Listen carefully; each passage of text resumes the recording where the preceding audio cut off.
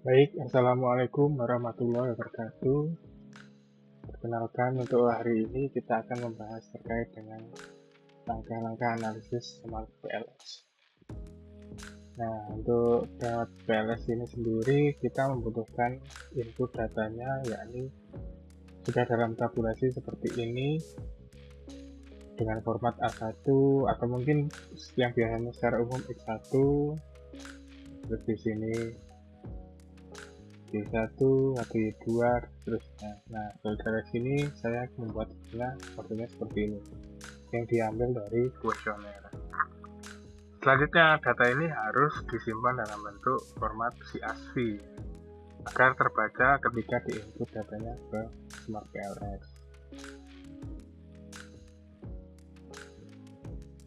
Nah, langkah selanjutnya adalah membuat model semacam ini. Ini adalah model yang sudah saya buat.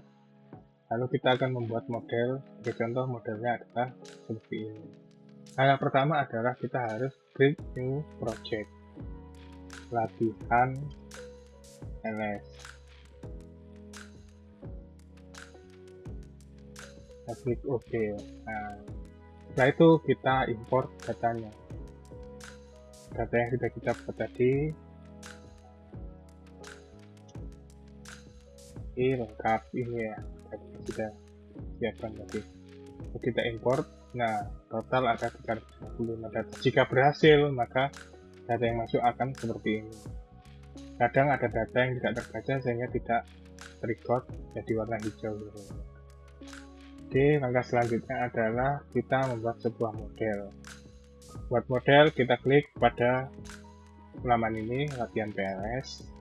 Nah, selanjutnya kita pindahkan variabel mana saja yang mau kita pakai. Nah, di sini saya ingin memasukkan variabel A, yakni variabel anthropomorphism. Kita masukkan ke dalam sini. Nah, di sini saya beri nama variabel anthropomorphism. Ini adalah variabel satu saya. Selanjutnya ada variabel social presence. Saya masukkan di sini.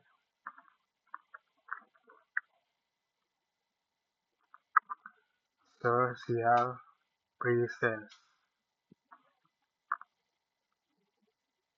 Dan saya taruh di atas seperti ini, dirapikan. Terakhir adalah variabel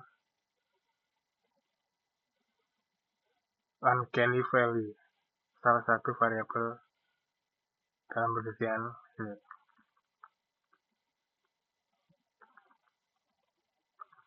Uncanny valley.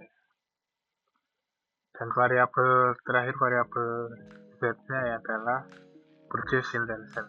Dan saya masukkan di sini.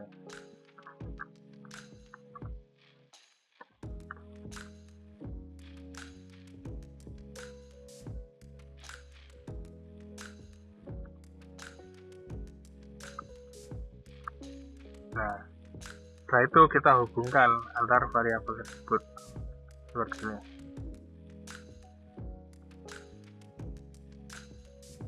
Nah, saya ingin meneliti model semacam ini. Agar lebih rapi, mungkin bisa dibuat height indicator.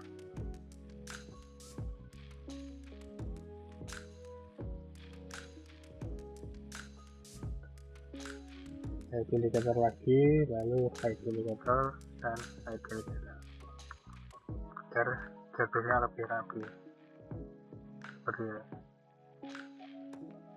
Ini adalah pola PLS untuk variabel mediasi. Social presence memediasi anthropomorphism for purchase intention. Uncanny valley juga memediasi anthropomorphism terhadap social presence dan purchase intention. Langkah pertama adalah melakukan PLS algorithm untuk melihat nilai overloading dan juga intinya adalah melakukan uji validitas dan loyalitas. Oke, kita lakukan. Nah, hasil menunjukkan yang pertama kita butuhkan adalah nilai overloading. Nah, hasil overloading menunjukkan variabel warna hijau. semua. Nah, jika ada variabel yang dirasa kurang bagus bisa kita keluarkan. Hanya batas toleransinya adalah yang warna merah ini masih bisa 0,6 ini masih diperbolehkan, tapi akan lebih bagus jika kita hilangkan. Kita hilangkan untuk UV2, UV4, dan UV9. Di bagian yang uncanny valley kita kembali. Ya, ini di 2, 4, dan 9. Kita hapus 2, 4, dan 9. Kita delete. Nah,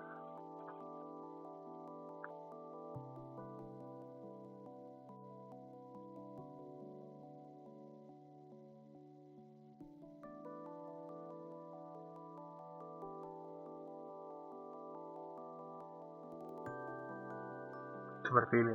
Lalu kita sembunyikan kembali. Nah, kita uji lagi dengan PLS algorithm agar hasilnya mungkin lebih bagus. Nah, kita lihat lagi overloading-nya. Nah, sekarang sudah hijau semua karena sudah kita hilangkan beberapa variabel yang tidak relevan. Selain overloading, ini digunakan. Nah, syarat load overloading yang bagus adalah di atas 0,7 dari ini ya, bukunya Hare ya.